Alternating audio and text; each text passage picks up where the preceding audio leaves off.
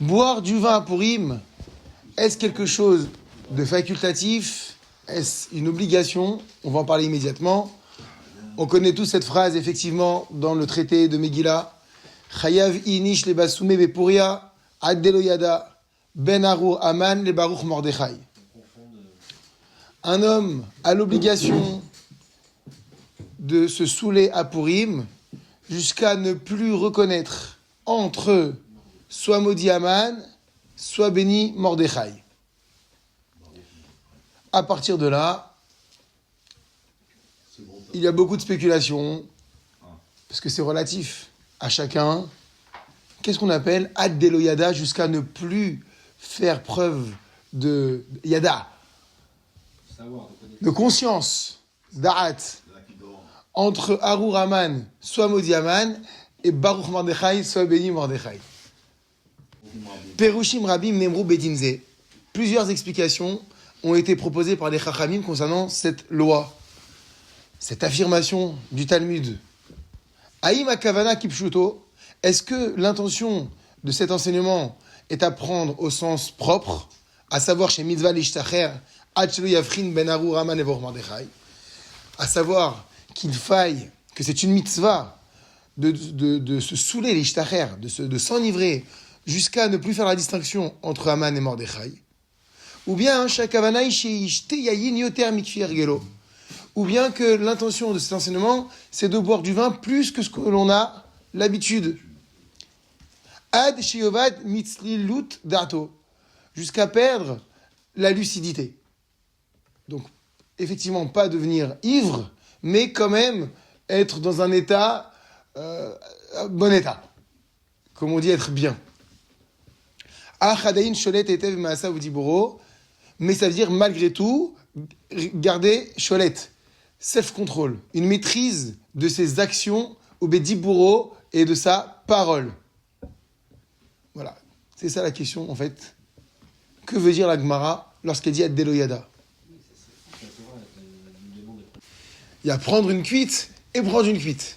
Une cuite ultra cuite, ça veut dire, ça y est, t'es dans un état lamentable.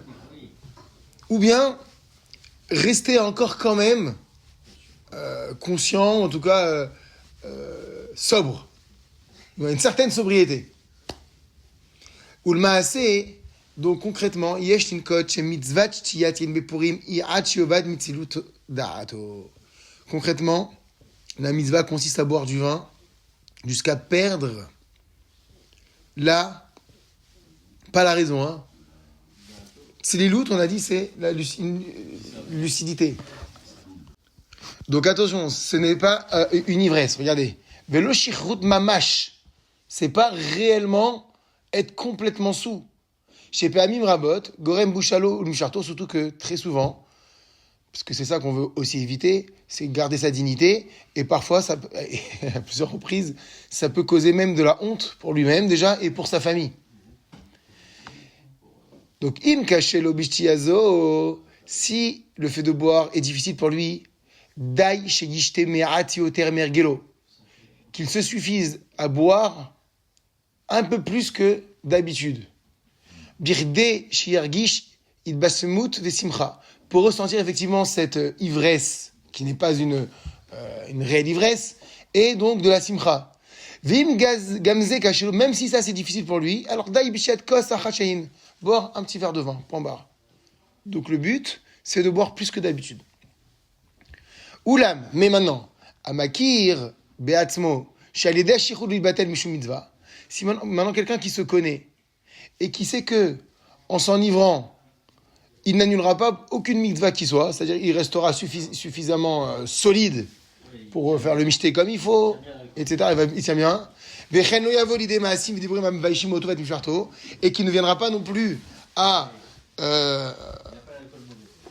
oui, mais qui ne viendra pas non plus à ressentir de la honte par son état d'ivresse, ni lui, ni sa famille. Et là, Yirat ve'avat Hashem, mais qu'il a encore dans son cœur l'amour d'Hachem et la crainte du ciel, imprégné dans son cœur, parce qu'on sait que la Gemara dit que lorsqu'entre le vin sort le secret, Alors, c'est ça qui est dangereux. Quel genre de secrets peuvent sortir lorsque le vin entre? Alors, on en parle, c'est des secrets de Torah qui vont sortir. Alors, Rachel Ishtakem, Ken Bazé Mitzvah. Alors, lui, il peut s'enivrer comme il veut, parce qu'il sait qu'il a l'alcool bon, et qu'au contraire, donc, encore une fois, il est toujours capable de réaliser les mitzvot, et au contraire, ce sont des choses positives qui vont sortir de son cœur. La Gemara le dit de toutes les manières, que la nature d'un homme se révèle dans 3 choses. Bekiso, Bekaso, Bekoso. Par sa poche, dans son verre, par sa colère. Donc la vraie nature d'un homme, on la voit, ou sa propre nature à soi, se révèle, s'exprime dans ta manière de donner la tzedaka, ou plutôt de sortir la main de la poche. On voit tout de suite à qui on a affaire. Quand tu te mets en colère, et quand tu bois. Là, ici, maintenant, on a dit, regardez la note P-Vav. P, pardon.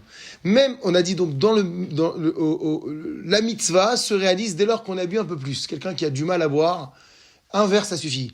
Même si boire un verre, il n'y arrive pas. Lui, il n'est pas du tout alcool. Mais rappelez-vous que la Torah, elle a dit quand même, il faut quand même boire. Ad-deloyada. Alors, Patour Minishtot, on devient dispensé de la mitzvah si l'alcool nous fait réellement du mal. Même un verre, c'est pas possible. On est dispensé de boire. Des mishté vesimcha ketziv, le mishté vetzahar, parce que c'est écrit qu'il faut un festin et de la joie, pas un festin et de la souffrance. C'est ça que dit la Megillat Esther. Yemé mishté vesimcha. Si c'est yemé mishté, mais que en buvant, tu vas causer des souffrances et des difficultés, alors c'est évident qu'on est dispensé de la mitzvah. Qui me voit mes Shaarei Tshuva, alors comme il est rapporté dans le Shaarei Tshuva, et également dans le Kaf HaChaim.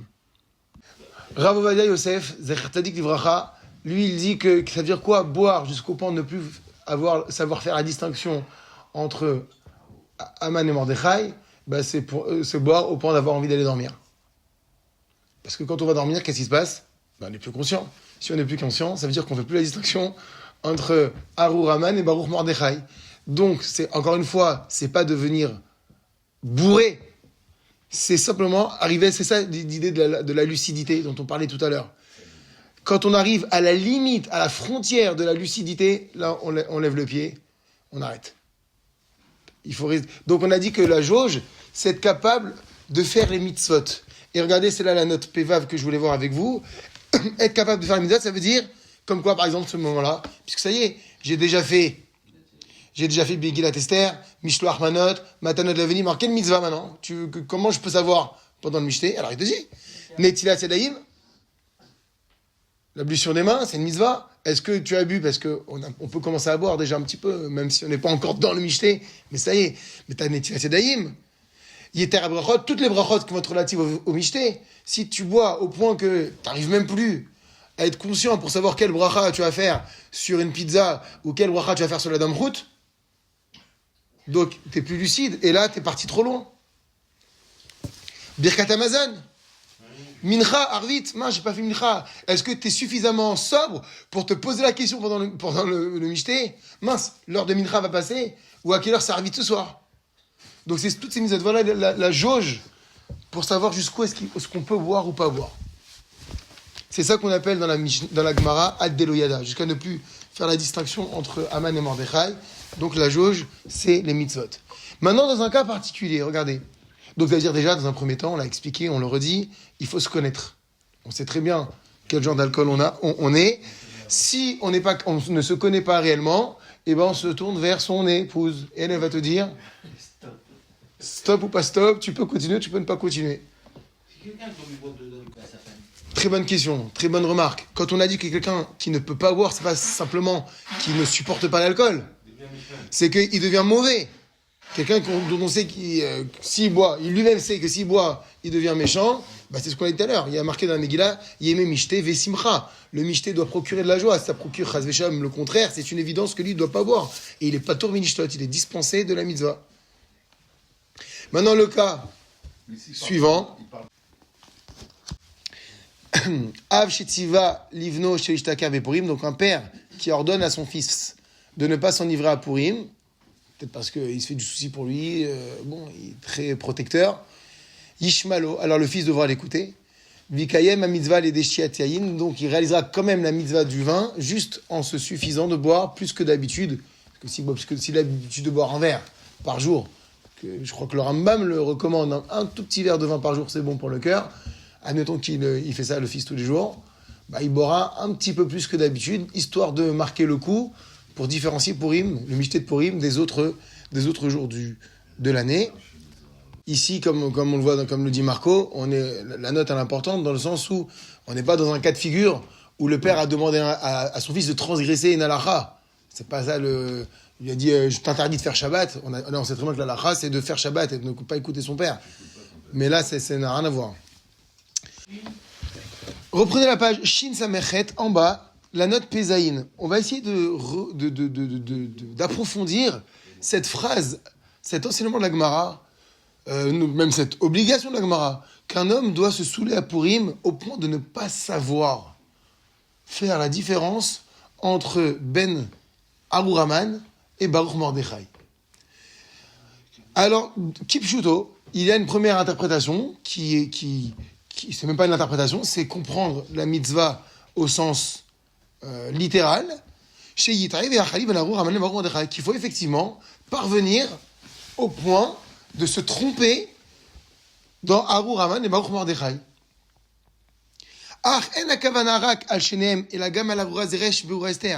Mais ici, ce n'est pas uniquement entre Arur Haman et Baruch Mordechai, c'est même entre soit maudite Zeresh, qui était la femme d'Aman, et soit bénie Esther. Donc ce n'est pas spécialement Haman et Mordechai, mais c'est tous les Rechaïm et tous les Tzadikim. Arurim kol Arshaïm, Beruchim kol Tzadikim. Donc ça, c'est rapporté dans le Bet Yosef. Donc les Férouchizés, selon cette explication du Bet Yosef, de Rabbi Yosef Karo, Mamashirut, il s'agit réellement, d'après le Bet Yosef, d'un état d'ébriété. Parce que pour parvenir à ne plus distinguer entre les Tzadikim et les Rechaïm, entre les ennemis d'Israël et les Bnei Israël, donc d'après le Bet Yosef, ou Mamashirut, c'est une réelle ivresse. Velostam ibut silutadat, et pas simplement avoir perdu la lucidité. C'est un état plus que exactement. Et Vechen katav Kaf-Haïm, et c'est ainsi qu'a écrit le Kaf-Haïm au nom du Hari Akadosh du Harizal. Donc première explication, j'ai envie de vous dire, donc celui qui va loin dans son ivresse réalise la halakha selon le Bet Yosef. Attention, encore une fois, pour ça que l'introduction de notre halakha tout à l'heure, elle est importante, tant qu'on reste digne. Parce que ceux qui ont l'alcool mauvais, ou ceux qui font honte à leurs femmes, ou à leurs enfants, ou à tous ceux qui sont là, c'est assourd. Donc, d'après le Bet Yosef, on a le droit d'aller loin dans la boisson à Purim, tant qu'on a gardé son kavod. Deuxième explication, quant à savoir que signifie la Gemara lorsqu'elle dit de ne plus distinguer entre soit maudit Haman et soit béni Mordechai. Qu'est-ce que veut nous dire ici le Talmud? C'est qu'en fait, quand on dit maudit Haman, on parle de la chute d'Haman. Quand on dit soit béni Mordechai, on parle de la victoire de Mordechai. Ne plus faire la distinction entre Arur Haman et Baruch Mordechai, ça veut dire ne plus être capable de savoir quel est le meilleur. C'est quoi la plus grande tova qu'Hachem nous a fait? Est-ce la chute d'Haman ou l'élévation de Mordechai? Donc en soi, il y a deux tovot ici que Dieu a fait pour nous. Un Tzion. Hachem, il a réalisé à Purim généralement deux choses extraordinaires. La chute d'Haman et la puissance, la grandeur de Mordechai. Ou en d'autres termes, la chute des ennemis d'Israël et l'élévation des Bnei Israël. Quelle est la plus grande tova? C'est que le type, il arrive à un stade, il a tellement bu, qu'il se pose la question, il dit, mais attends, c'est quoi le meilleur? C'est Arur Haman ou Baruch Mordechai? Qu'est-ce que vous répondriez, qu'est-ce que vous répondriez, vous? Dans un état de sobriété. Dans un état de sobriété, l'essentiel, c'était quoi? C'est de faire tomber Haman. Parce que le danger, c'était Haman. Donc, dans un état de sobriété, merci Hachem, déjà, entre guillemets, pour l'essentiel, c'est d'avoir fait tomber Haman. Arur Haman. Mais Hachem, il a rajouté une tova, comme il a l'habitude de faire avec nous. Non seulement il a fait Tobaman, mais il a redoré la force d'Israël. Il a élevé Mordechai. Il nous a rélevés. Il y a la Torah dit, les ennemis d'Israël ont eu peur des Juifs. Ils avaient peur de Mordechai. Donc, mais nous maintenant, donc ça on sait que l'essentiel ça a été la chute d'Aman. Mais maintenant, tu as tellement bu que tu arrives au stade de te poser la question, attends, c'est quoi le mieux finalement? Arur Haman ou Baruch Mordechai? C'est ça qu'on appelle Adeloyada. Que la Gemara dit, jusqu'à ne plus savoir, c'est de ne plus faire la distinction entre la meilleure Tova. C'est rapporté par le Taz et par le Gon de Vilna, cette explication. Le Mishnah Berurah également. Donc, d'après cette explication, on ne parle pas d'une ivresse totale, comme tout à l'heure dans le Beth Yosef, mais bon, d'une perte de lucidité. Ça, c'était la deuxième explication. Troisième explication, Arur Haman, Baruch Mordechai, Emota Gematria. Il s'avère que lorsqu'on compte la valeur numérique de Arur Haman, soit maudit Haman, et Baruch Mordechai, soit béni Mordechai, c'est la même valeur numérique, ça fait 502. Les deux ou bien Et, non, chacun pour eux-mêmes fait 502. Or, qu'est-ce qu'on te demande? Si tu veux savoir maintenant jusqu'où tu peux t'enivrer, jusqu'à ce que tu ne puisses plus être capable, donc jusqu'à ce que tu ne puisses plus compter la valeur numérique. Donc, t'es en plein michté, et je viens te voir Roger, je te dis, Roger, tu peux me faire le calcul de Arur Haman et Baruch Mordechai? Alors toi, tu commences. Alors, Arur, Aleph, ça fait 1, Resh, ça fait 200, plus 6, etc., etc. Si tu n'arrives pas à le faire pendant le michté, t'es arrivé à Deloyada, à ne plus savoir compter. Donc là, c'est bon, tu as réalisé la mitzvah de boire du vin à Purim. Donc ça, cette troisième explication, elle est rapportée dans le Dachem Moshe, dans le Magan Avraham. Donc, encore une fois, dans cette troisième explication, troisième pérouche, il s'agit d'une perte de lucidité et pas d'une ivresse totale. Parce que dans une perte de lucidité, tu essayes encore de compter. Dans une ivresse totale, là, tu ne sais même pas ce que ça veut dire compter.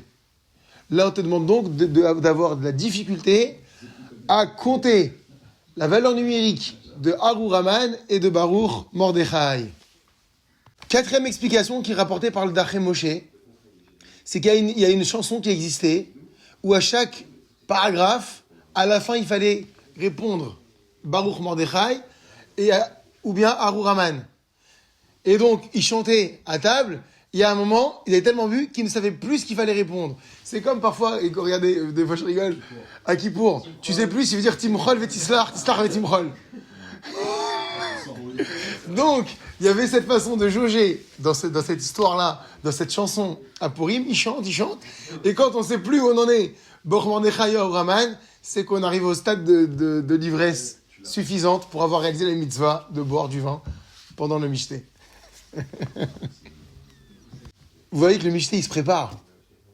C'est au-delà du repas, de consommer de la nourriture physique, mais ça se prépare quand tu sais que voilà, à travers la boisson, il y a des chants, des musiques, des belles chansons qui peuvent être chantées et en même temps qui peuvent calculer l'état d'ébriété. Donc ça se prépare tout ça. Les 502, ça se prépare. Le calcul. Donc, cinquième explication chez Ishteve Yomar Milé. Il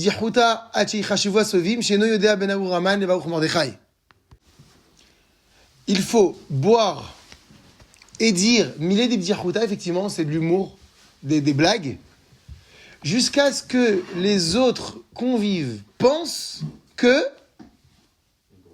tu ne sais pas faire la différence entre Arur Haman et Baruch Mordechai. Donc on ne te demande pas de t'enivrer, mais on te demande, c'est énorme cette explication, la Gemara te demande de faire semblant d'être Yves à Purim. Rappelez-vous qu'à Purim, on se déguise. Pourquoi on se déguise? Parce qu'on veut, entre guillemets, changer d'identité. C'est le cours que j'ai donné hier soir, on a expliqué pourquoi. C'est quoi cette idée de se déguiser à Purim? Il n'y a pas une obligation, mais c'est bien de se déguiser parce que, entre guillemets, Hachem s'est déguisé à Purim. Il a réalisé un miracle qui est passé crème comme si c'était quelque chose de naturel. Il n'y a pas eu quelque chose, entre guillemets, de sensationnel, de ostentatoire, comme à l'époque de Hanouka, où il y a la flamme qui va brûler 8 jours, ou comme la mer qui s'est ouverte. Tout s'est passé de façon, entre guillemets, naturelle. Donc Hachem, il s'est déguisé à Purim. La preuve, c'est qu'il n'apparaît pas dans la Megillat Esther non plus. Sauf, dit le Zohar, à travers le mot Amelech. Quand dans la Megillah, on dit le roi, sans dire le roi Achashverosh, le roi Assuérus, il s'agit d'Hachem. Donc on voit qu'Hachem, il s'est déguisé. En réalité, à travers le déguisement, on doit se poser la question, est-ce qu'on n'est pas déguisé toute l'année? Quand tu vas enlever ton déguisement, tu dis finalement, je me suis déguisé en clown, c'était à Purim, mais ne suis-je pas un clown toute l'année?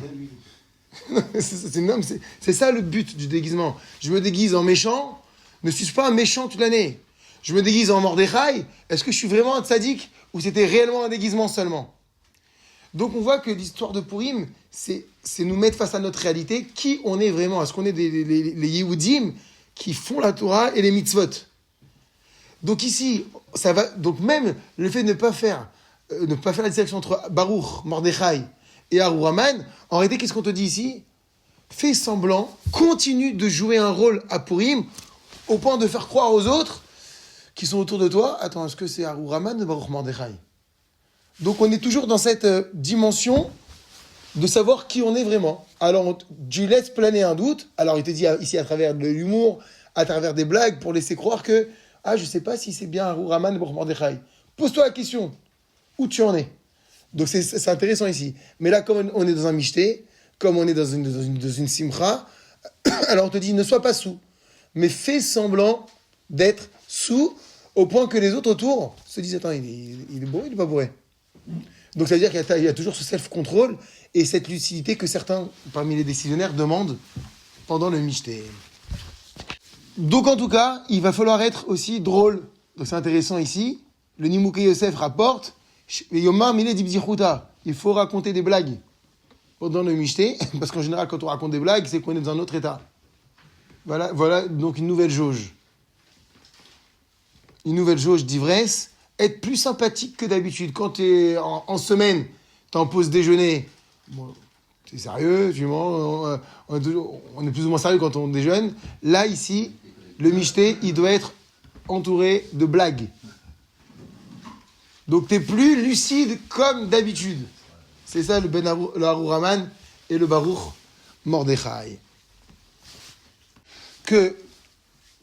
Alors, sixième explication, il est rapporté dans le Sefer Yad Mitzrayim. Chez Adeloyada, ou, j'ai dit quoi? Mitzrayim, j'ai dit? Mechila, voilà, tu vois, j'ai déjà commencé moi. Dans le Sefer Yad Ephraim, pas Mitzrayim, il est rapporté que lorsque la Gemara elle dit Adeloyada, jusqu'à ne plus savoir, ou Ad, c'est Velo Ad Bichlal. C'est quoi Ad Velo Ad Bichlal? C'est jusqu'à exclu. Quand on dit jusqu'à boire jusqu'à ne plus faire la différence entre Arur Haman et Baruch Mordechai, c'est jusqu'à exclu. C'est comme si tu dis viens jusqu'à la limite. Est-ce que ça veut dire qu'il faut que tu dépasses la limite ou c'est juste avant la limite? Là, ça veut dire juste avant la limite. Ad velo ad bichlal.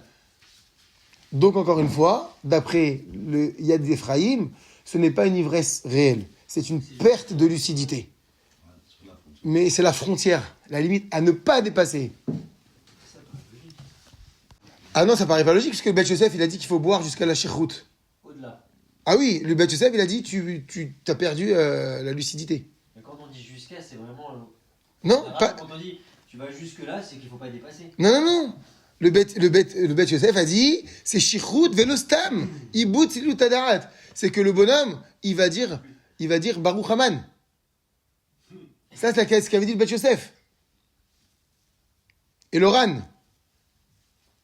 Et qui d'autre on avait vu encore? Et le Kafachaïm, au nom du Harizal. Que oui, quand la Gemara dit Adeloyada, c'est vraiment boire.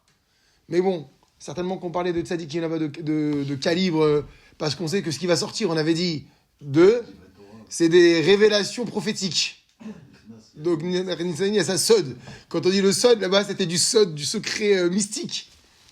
Donc c'est pourquoi certainement que les Chachaïm après vont venir un petit peu ralentir, freiner cette ivresse pour le commun des mortels. Mais c'est important de le signaler.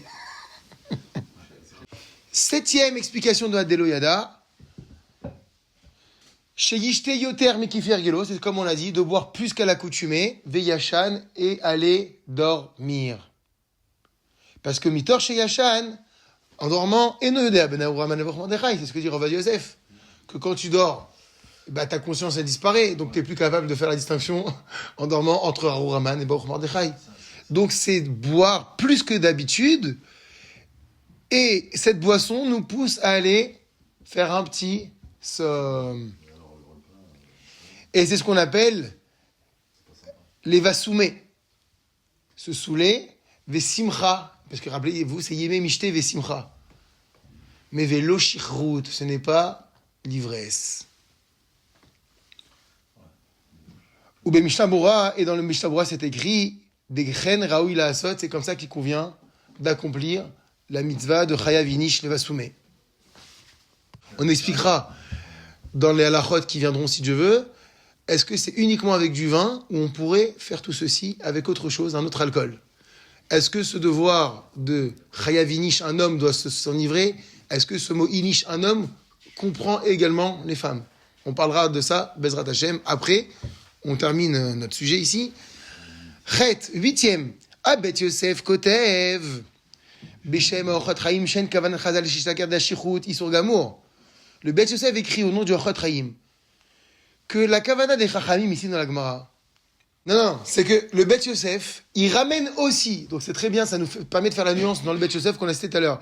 Il ramène aussi le Ochot Chaim, qui rappelle que la Kavana, l'intention de la Gemara, quand elle nous dit de boire, c'est clairement de ne pas s'enivrer. Pourquoi?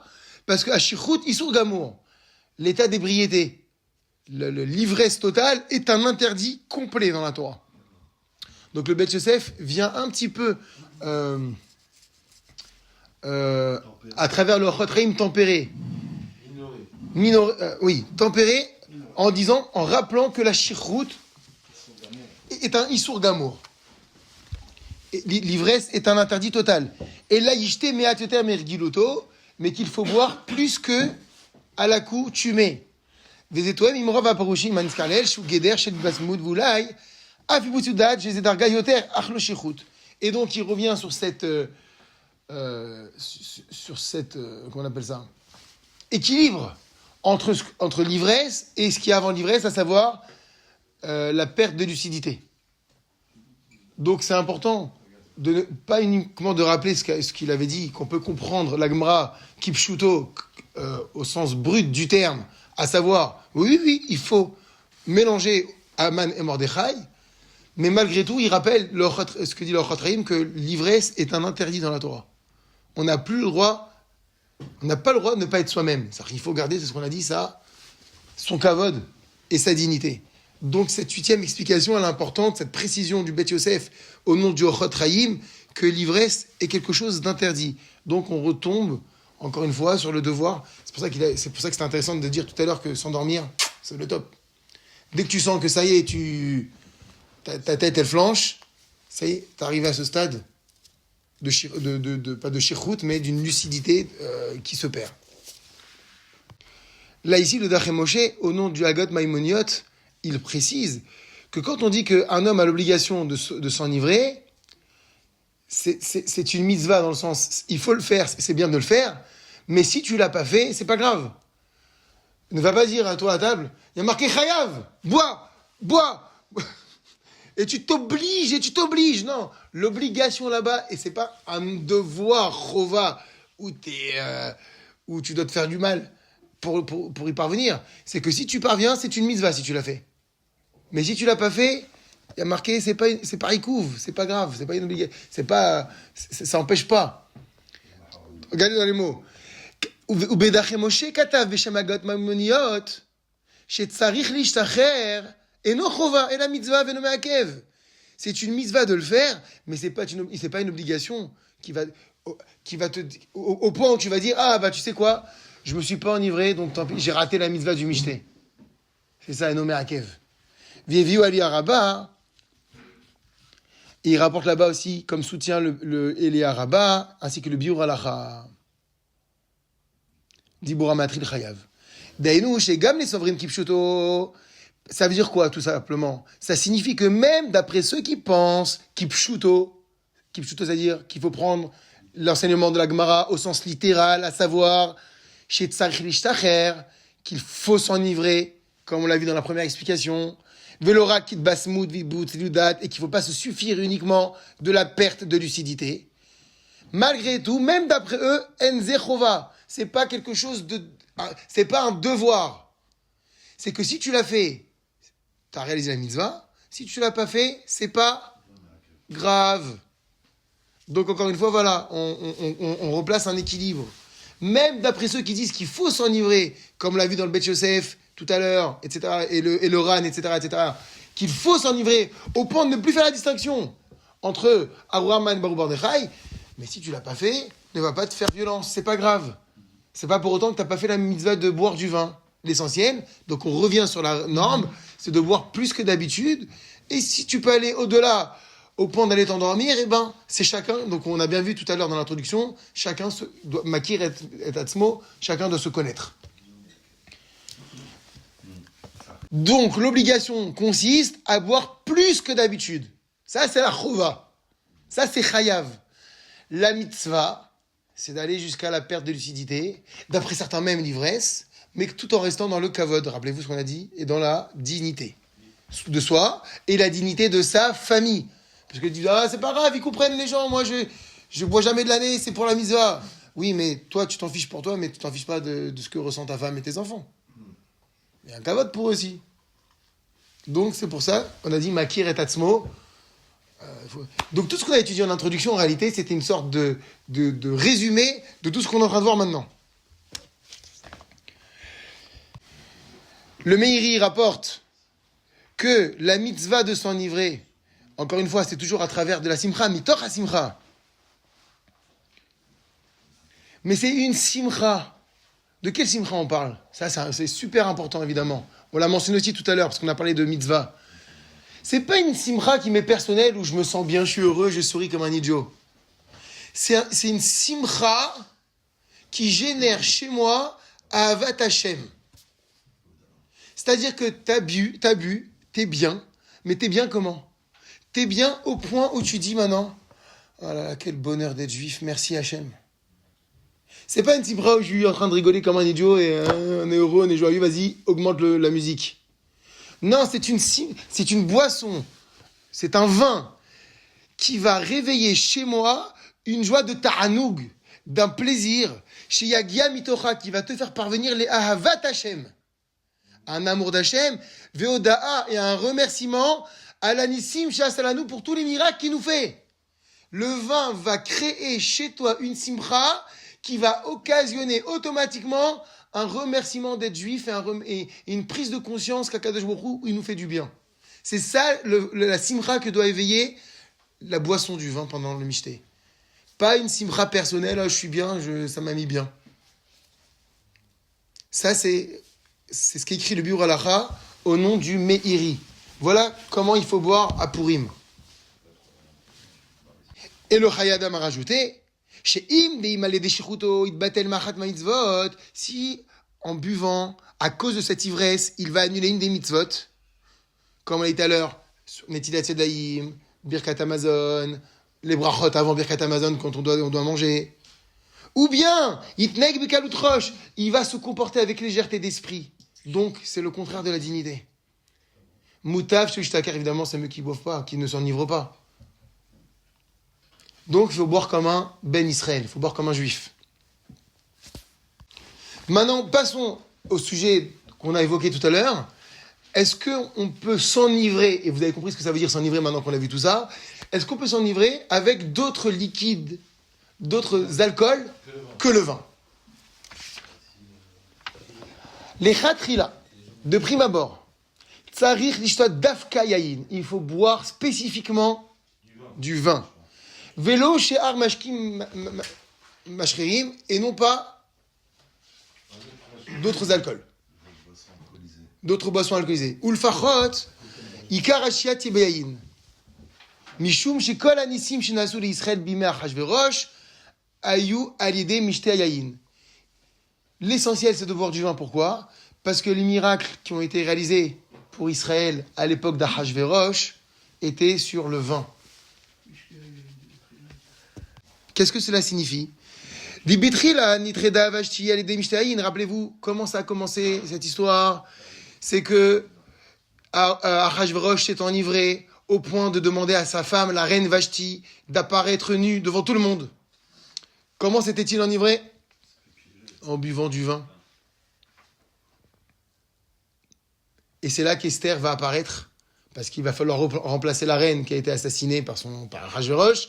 Et donc, entre guillemets, qu'est-ce qui a été la cause de la révélation d'Esther? Le vin. Vechenia Naman ou Mapalato. Et pareil, la chute d'Aman. Ayal et Mishayayin. C'est à cause, ou grâce, au Mishté, de vin, précise, et Mishté Yayin, que va organiser Esther lors de la rencontre avec elle, Achashverosh et Aman. Urshishote Yayin, au Midbasem. Et il a bu du vin, et donc il s'est oublié. Aman. Et donc on voit que tout a été fondé, Mazkir basé, et Nissa Purim, le miracle de Purim se fonde sur le vin. Voilà pourquoi cet enivrement, cette ivresse plutôt, qui nous est demandée pendant le Mishté, c'est particulièrement d'Avka sur du vin. Maintenant, évidemment, Oulam, mais, Mishelo Oev Yaim, celui qui n'aime pas le vin. O Sheoev Yoter Mashkim, ou pas simplement il n'aime pas le vin, mais il préfère boire la boucha ou du whisky. C'est un Mishté quand même. Ou d'autres alcools. J'aime la bière. Racha, il est quand même Bahem et Mishta Purim. Il peut réaliser la mitzvah du Mishté sur ces alcools-là. Mais Ishtadel, il s'efforcera de boire un petit peu de vin. Pourquoi? D'abord, tu fais du vin. Viden lecha. D'accord? Donc, Viden lecha. Et regardez la note Sadik Aleph. Zecher lenes. Pour se souvenir du miracle chez Naasabaïn qui a été fait sur le vin. Donc tu bois un petit vin. Tu fais Boré Pera Geffen par rapport au miracle. Et après, bois ce que tu veux. Mais c'est important de marquer le coup. Ari Shtadel, Lishtot, Meatayin, mais donc il s'efforcera de boire un petit peu de vin. C'est pas forcément du vin. C'est pas du jus de raisin, c'est la piquette. C'est quelque chose à base de raisin. On veut que ce soit un vin ici qui soit un vin enivrant. Donc, si tu prends... Alors, je dis pas que tu peux pas prendre un Barthénora. Le Barthénora, c'est très light. Ça enivre si tu en bois beaucoup. On veut que réellement, le petit yaïn que tu bois, ce soit un yaïn levasoumé. Ce soit un vin. Un vin. Hein? L'enivrement, l'alcool, c'est pas lié à la qualité. Oui, mais... Oui, c'est pas par rapport à la qualité, c'est par rapport... Ah, c'est le vin doux, Tiroche? Tiroche, c'est un vin qui est light. Je pense que c'est ça. Il faut que ce soit un vin qui enivre. Parce que comme tu fais Zecher les Nes, en souvenir du miracle, et que ce miracle s'est fait sur un vin qui a causé à tous une ivresse, alors on veut un yayin réel. Regardez, on va prendre. Parce qu'il te dit, ici, le tiroche, il traduit tiroche par des enom et vasem klal. C'est un vin qui n'enivre pas du tout. On ne veut pas ce genre de vin. Regardez la note Sadik Bet. Parce qu'il est pas bon. Donc tiroche, c'est du mou. C'est un vin qui a été dilué avec de l'eau et donc il ne va pas enivrer.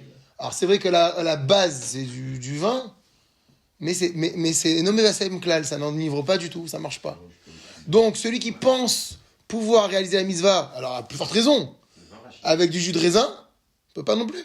Et nommé vasem klal. Donc il faut prévoir du vin. Là, c'est très intéressant. En chova lishtot dafka betar chasuda. L'obligation de boire à Purim du vin, c'est pas forcément pendant le Mishneh.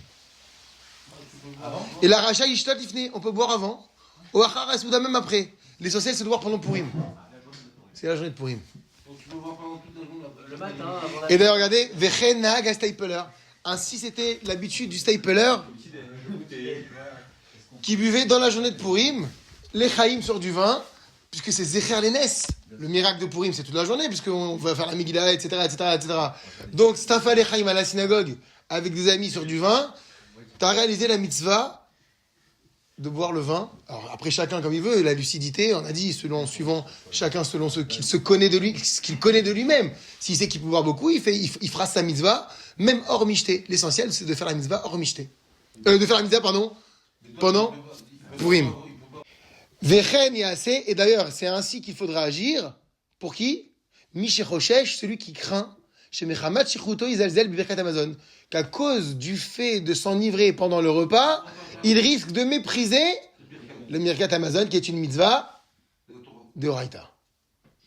Alors oui, effectivement, vin ou pas vin, whisky, etc., d'autres alcools, dans ce cas-là, si le bonhomme, il se connaît, il n'est pas capable de mettre un frein à sa boisson, alors oui, dans la journée, il pourra boire avant ou après le Birkat Hamazon.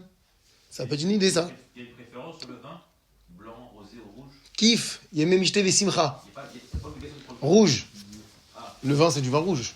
Après, on sait que si tu préfères le vin blanc, je fais du vin blanc. C'est du vin. Mais bon, on pense pas que Achashverosh, il se soit enivré avec du chardonnay. Possible? Il y a des bons blancs. Ouais, il y a des bons blancs, je sais pas, des bons. Mais on sait que le vin, c'est Yaïn. La race a toujours Yaïn Adom, si tu veux faire la classe de la mitzvah. Après, ça marche avec du vin. Tant que c'est du vin, ça marche. Il faut que ce soit Mevassem, il y a marqué. Pas, ça enivre. Donc ça enivre. Du vrai vin. En chova lishat kalayom. Alors ça, c'est super important. Il n'y a pas d'obligation de boire toute la journée. Hein. C'est-à-dire, tu te balades pas avec ta bouteille. On boit la veille. Non. On peut, mais la mitzvah, c'est pendant la journée. Yemé mishte vesimcha. Yemé là-bas, c'est le jour. Ouais, passer le jeûne avec. Et là, daïpa machat, sachez qu'une fois, ça suffit. Une fois, c'est un tonneau. Ouais, c'est ça. Une bouteille, ça suffit. Alors attention, c'est vrai, ça c'est selon le stapler. Regardez la note Sadiq Delet. On aurait pu accompagner ce cours là d'un petit Lechaïm quand même. Ouais, ça donne envie. C'est-à-dire que, ça veut dire que une fois qu'il a bu, qu'il a perdu sa lucidité et qu'il est revenu ensuite à un état de sobriété, il n'est pas forcé de recommencer. C'est ça qu'on veut dire ici. C'est-à-dire qu'il ne doit pas être dans un état permanent pendant Purim de shirut, traduisons shirut, disons en hébreu. Tu vois, il dit parce que lorsqu'il va retourner à sa lucidité, et notre Sarish Sodod, il n'a pas besoin de recommencer. Ken Mouchach, c'est ainsi que c'est rapporté, là, c'est prouvé dans le Sharat Sioun, Vechenag Stapler. Encore une fois, pour reprendre l'exemple du Stapler, c'est comme ça que lui faisait. Oulam, cependant.